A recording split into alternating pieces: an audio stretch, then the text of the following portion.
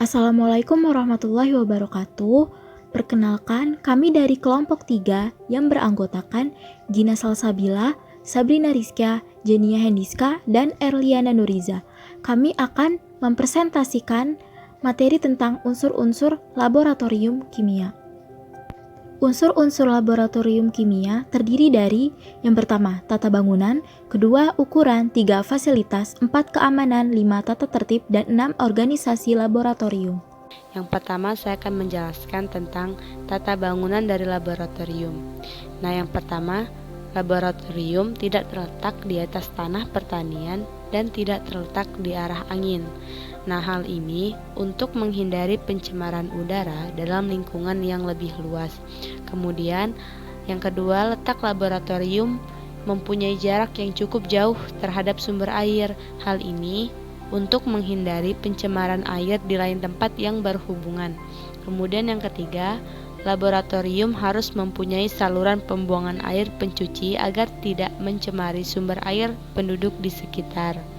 Kemudian yang keempat, jarak laboratorium harus cukup jauh dari bangunan lain agar ventilasi dan keamanan dari pencurian, kebakaran, dan lain-lain. Nah, pembangunannya itu tidak menyerobot untuk aktivitas lain bagi kepentingan yang lebih utama dan lebih luas. Yang selanjutnya, saya akan menjelaskan tentang luas ruangan laboratorium. Luas ruangan laboratorium sangatlah bervariasi sesuai dengan macam dan jenisnya.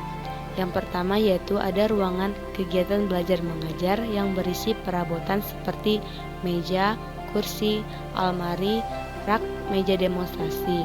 Nah, luasnya yaitu minimum 2,5 meter persegi untuk tiap orang siswa. Sehingga untuk tiap 50 orang siswa luas laboratorium 125 meter persegi. Bentuk ruangan sedemikian rupa sehingga siswa dapat duduk tidak berdempetan dengan siswa yang lain. Kemudian yang kedua ada ruangan persiapan. Nah, ruangan persiapan yaitu tempat guru dan laporan atau pembantu laboratorium melakukan persiapan sebelum kegiatan praktikum atau demonstrasi dilakukan.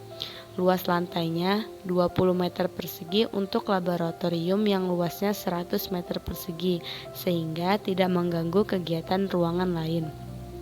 Kemudian yang ketiga, ada ruangan gudang yang terdiri dari ruang penyimpanan alat atau perkakas dan ruang penyimpanan bahan-bahan kimia. Luas gedungnya minimum yaitu 20 meter persegi. Terpisahkan ruangan ini karena sering terjadi perusakan perkakas oleh terkontaminasinya zat kimia. Nah, kemudian ada ruangan gelap. Ruangan gelap ini kegunaannya untuk proses pembuatan foto atau kegiatan yang mensyaratkan bebas cahaya seperti fotografi dan sablon. Nah, luas minimumnya yaitu 2,5 meter persegi yang disediakan untuk 2 orang. Kemudian ada ruangan timbang. Ruangan ini khusus untuk menyimpan timbangan agar bebas dari pengaruh dan reaksi zat-zat gas kimia yang korosif. Selain itu juga untuk menimbang zat-zat yang memerlukan kepekaan yang tinggi. Kemudian ada ruangan kaca. Ruangan kaca ini disebut juga rumah kaca yang digunakan untuk praktikum biologi. Ruangan ini dibuat tersendiri memanjang dengan luas 5 x 15 meter.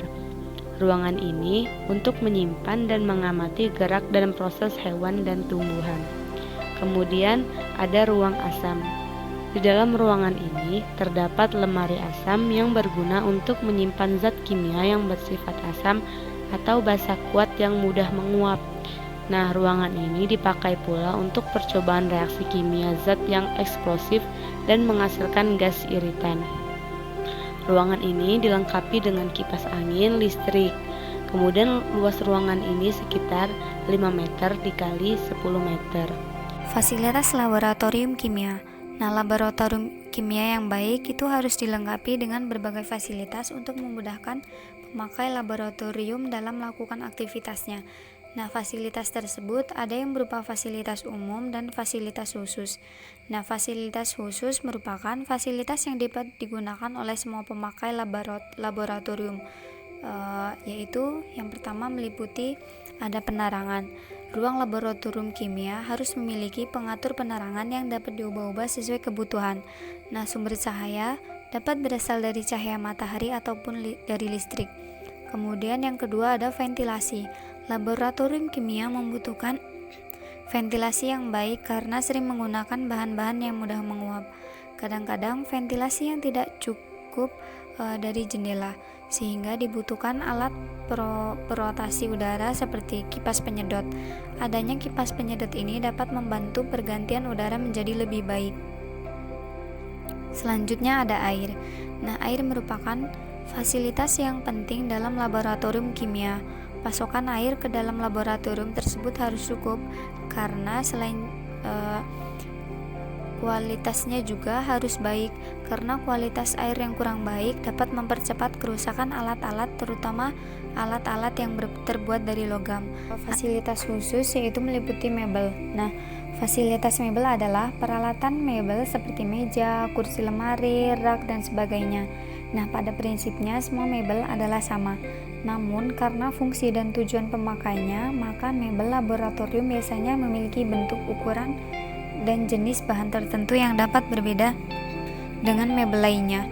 Sesuai dengan tujuan pemakaian dan fungsinya, fasilitas mebel laboratorium dapat terdiri dari bermacam-macam meja, kursi, lemari, rak, dan loker.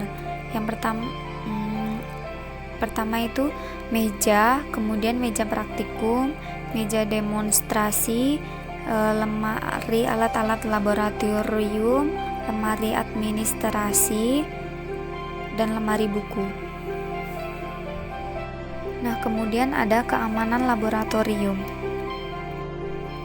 Manajer laboratorium harus memerintahkan kepada pegawainya untuk mematuhi prinsip dasar agar bekerja dengan selamat dan aman dalam laboratorium yang berisi bahan kimia.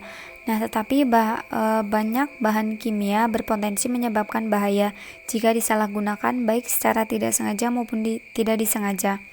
Nah, sehingga pimpinan laboratorium bertanggung jawab untuk mendorong budaya keselamatan dan keamanan di dalam laboratorium, sehingga lingkungan laboratorium menjadi tempat yang aman untuk belajar, mengajar, dan bekerja.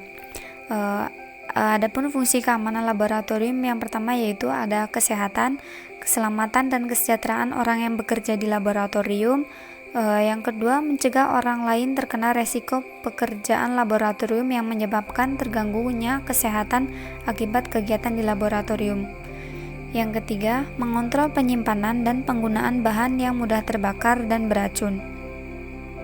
Kemudian, mengontrol pelepasan bahan berbahaya seperti gas dan zat berbau ke udara sehingga tidak berdampak negatif terhadap lingkungan.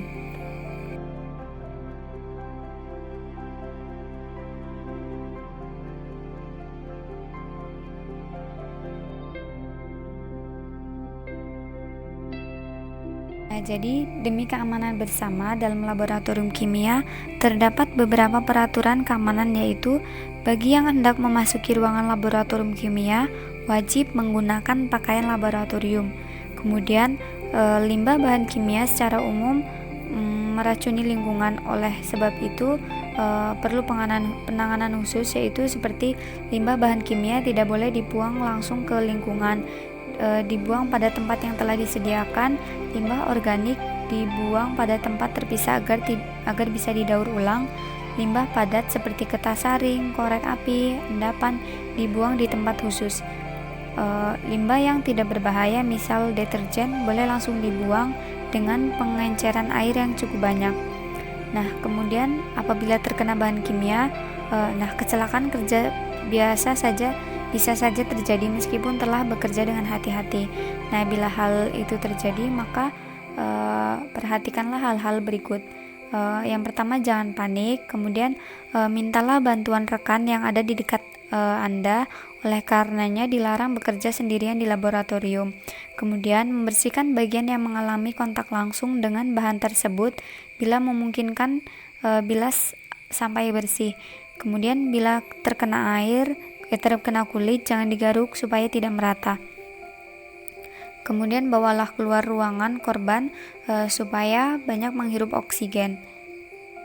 Bila mengkhawatirkan kesehatannya, segera hubungi paramedik secepatnya. Selanjutnya, tata tertib laboratorium. Ketika bekerja di laboratorium, selalu gunakan jas laboratorium dengan lengan panjang dan baju wajib dikancingkan untuk melindungi diri. Kedua, gunakan sarung tangan ketika mengambil bahan atau larutan berbahaya untuk menghindari terkena tangan. Yang ketiga, untuk wanita yang memiliki rambut panjang harap mengikat rambutnya. Yang keempat, memakai sepatu yang tertutup untuk melindungi kaki. Yang kelima, dilarang makan dan minum di laboratorium. Yang keenam, dilarang membawa alat dan bahan kimia keluar laboratorium tanpa adanya izin dari guru. Yang ketujuh, bahan-bahan kimia diletakkan dalam lemari terpisah dengan larutan kimia. Yang ke-8, kimia berbahaya tempatkan di ruang asam. Yang ke-9, limbah laboratorium pada laboratorium harus ditangani dengan baik dan benar. Ke-10, jangan meletakkan bahan-bahan yang dapat bereaksi jika saling berdekatan. 11. Ketika mengambil bahan atau larutan kimia, tidak boleh diletakkan ke dalam botol penyimpanan kembali. Ke-12. Ketika mencampurkan, memanaskan, menuangkan larutan, dan lain-lain, jangan melakukannya berdekatan dengan tubuh kita atau orang lain. Ke-13. Jika ingin mencium gas yang keluar, jangan langsung dengan menggunakan hidung, tetapi kibaskan gas yang timbul ke arah hidung kita. Ke-14. Ketika ingin membaca volume larutan, selalu posisikan mata sejajar dengan permukaan cairan dalam. Yang ke-15, dilarang mencicipi bahan kimia. Dan yang ke-16, ketika memasuki laboratorium kimia, harus didampingi oleh pembimbing praktikum. Pengertian organisasi laboratorium. Laboratorium sering diartikan sebagai suatu ruangan atau tempat untuk melakukan percobaan atau penelitian. Organisasi laboratorium adalah tempat atau wadah di mana orang-orang berkumpul, bekerja sama secara rasional dan sistematis, terkendali dengan memanfaatkan sumber daya dana, material, lingkungan, metode, sarana, prasarana, data, dan lain sebagainya pada suatu ruangan atau tempat untuk melakukan percobaan, penelitian, dan melakukan pemeriksaan secara efisien dan efektif untuk mencapai tujuan bersama. Fungsi organisasi laboratorium. Yang pertama, kejelasan tanggung jawab. Setiap anggota organisasi harus bertanggung jawab terhadap apa yang harus dipertanggungjawabkan. Yang kedua, kejelasan kedudukan. Kejelasan kedudukan seseorang dalam struktur organisasi sebenarnya mempermudah dalam melakukan koordinasi maupun hubungan. Yang ketiga, kejelasan uraian tugas. Kejelasan uraian tugas dalam struktur organisasi sangat membantu pihak pimpinan untuk melakukan pengawasan dan pengendalian. Yang keempat, kejelasan jalur hubungan.